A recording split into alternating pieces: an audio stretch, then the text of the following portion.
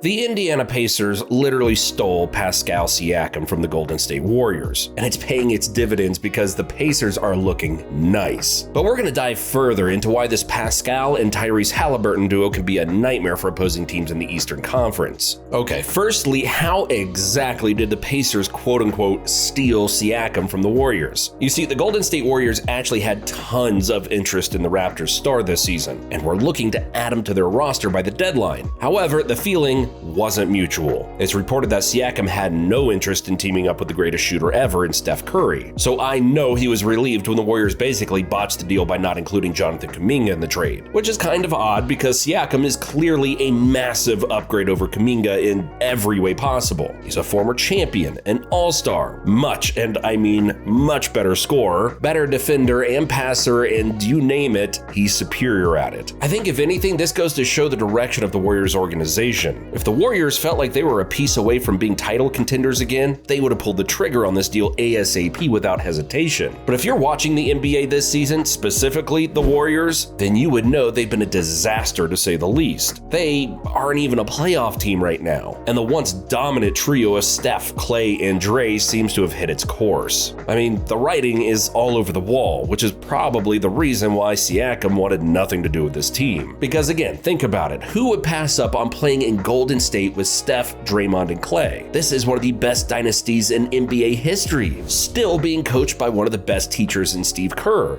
Yet, an all-star who hasn't seen postseason success since 2019 showed no interest. Ouch. But let's just get off the topic of the crumbling Warriors. We've done enough videos on that already. My brain can't stand talking about that any longer. The Indiana Pacers and Siakam actually had connections way before this trade was even thought about. Firstly, the Pacers general manager, Chris Buchanan, showed a lot of interest in Siakam during the 2016 NBA draft when he was in Charlotte. Then it said that Siakam admired Pacers president's no-nonsense approach to the game and how he stayed away from drama in a small market. It doesn't stop there though, because Siakam then learned that the Pacers head coach Rick Carlisle actually voted for him to be an all-star during his second time. Rico Rines, currently an assistant coach with the 76ers, would also act as a bridge between Siakam and Tyrese Haliburton. He worked with Tyrese in Sacramento and last year with Siakam in Toronto. Lastly, Siakam wanted to play alongside Myles Turner, a true stretch big, something the Warriors don't have. He loved the idea of being able to play his own game down low and not have to worry about another big down there with him clogging the lane. So you see, pieces to this trade have been secretly falling into place for some time now, and it seems Siakam is in the perfect place and couldn't possibly imagine being anywhere else.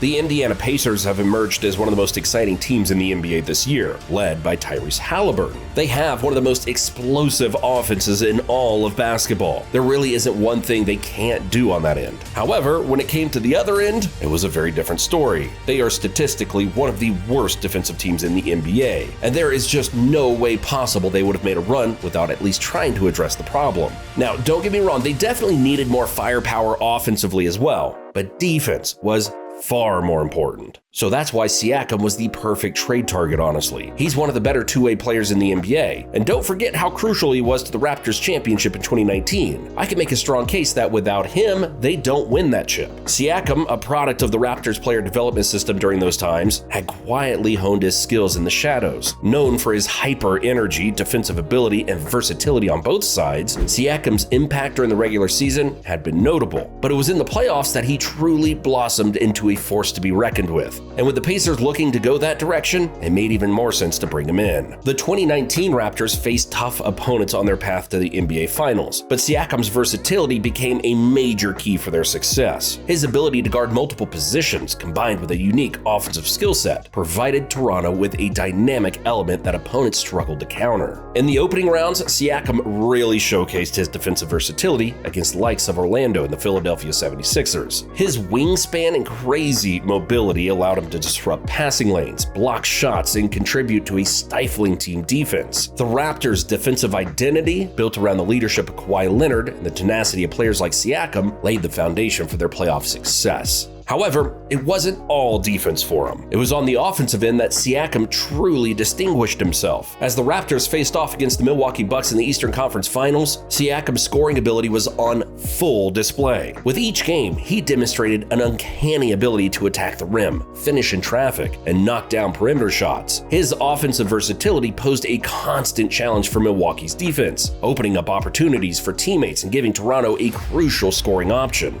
The NBA Finals against the Golden State Warriors presented the ultimate test for the Raptors, and Siakam rose to the occasion. In Game 1, with Leonard facing intense defensive pressure, it was Siakam who stepped into the spotlight, and he erupted for 32 points. Siakam's impact was way more than just putting the ball in the hoop, though. His rebounding, especially on the offensive glass, provided the Raptors with second-chance opportunities, which wins ball games. His ability to run the floor in transition created fast-break opportunities that kept the Warriors on their heels the entire game. This experience in big games is exactly why the Pacers hit the jackpot. And it's not like Siakam isn't the same player he once was in 2019 because, well, he's actually much better. In 2019, he was putting up 17, 7, and 3. This season, he's averaging 22, 6, and 5, while being a more polished scorer and shooter than he ever was. He's at the peak of his prime. So there's no better time for him to make another finals run than now.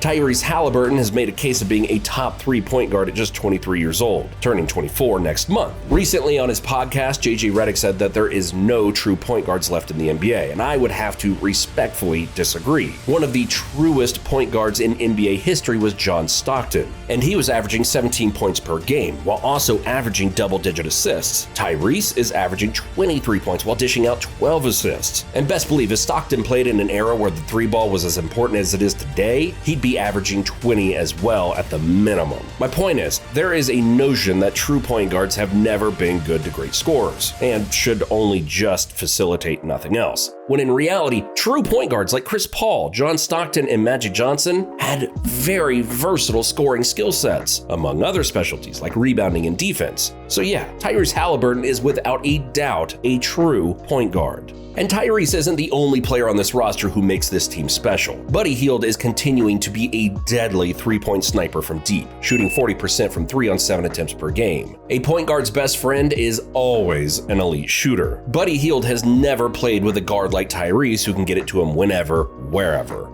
Now that Pascal will be doing most of the work from within the mid-range and paint, it's going to be even more important for Buddy Hield to knock down shots outside. And with Siakam's good passing skills, that just adds yet another player on the floor who can get the ball into the hands of one of the best shooters in the NBA. However, Aaron Nesmith is actually shooting better than Buddy Hield even. He's shooting an insane 45% from deep on 4.5 attempts. This improved shooting from him automatically makes him one of the better role players in the NBA. And oh yeah, he plays defense. Tyrese and Buddy definitely aren't good defenders, but with Aaron Turner and now Pascal out there, their defense has taken steps in the right direction. Myles Turner's having a good year as well, averaging over 17 points and 2 blocks while shooting a respectable 34%, which is solid for a center. His production on both ends is going to be very important for the success of the team. In order for the offense to fully thrive and reach their full potential, he has to continue to be a threat from 3, and on the other end, he has to continue to protect the rim like his life depends on it. If he slacks off even in just one of these categories,